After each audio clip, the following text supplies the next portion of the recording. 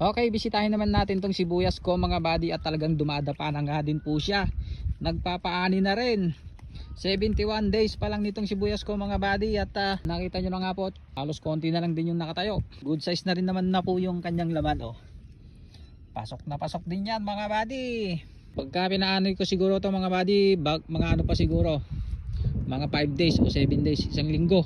Pagtutukulin ko lang po yung kanyang liig para talagang maganda po yung pagkaani niya.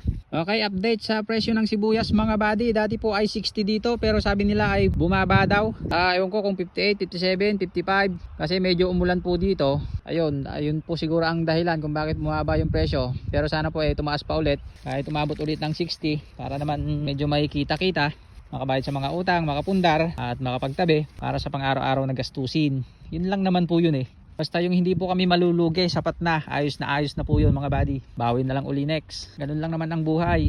Ay, good size din mga buddy. Good size. Pang storage. Okay, at dahil hapon na mga buddy, syempre magi-spray na naman po ako. Magi-spray na naman kami ng kasama ko para hindi masyadong dapuan ng uod itong aming sibuyas para medyo tumagal pa naman. Yun lang naman yun Ganun lang mag-alaga mga buddy. Kahit napapagod tayo, kailangan talaga magsakripisyo para gumanda po yung ani natin at hindi masira yung ating mga tanim. Sa tingin nyo mga buddy, ilang bags po kaya ang aanihin ko dito sa 3 kilo ko? 3 kilo ko na sibuyas. Good size po siya. Yan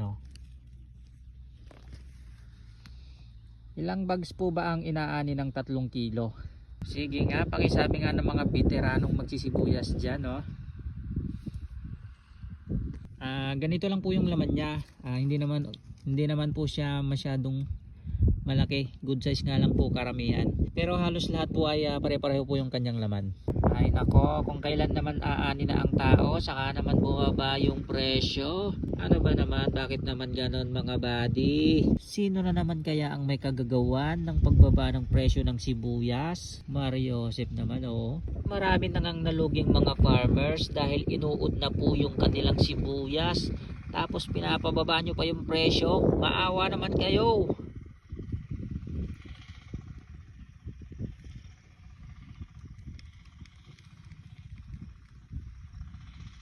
Yan, magandang hapon sa inyo mga buddy. Tara po makibunot ng sibuyas. Ito na yung ani mga buddy, Red Dragon. Red Dragon, good size. At ayun na nga po, hinahakot na ng hubad. Good size. Kapogi ng taga-Kamada. Buddy.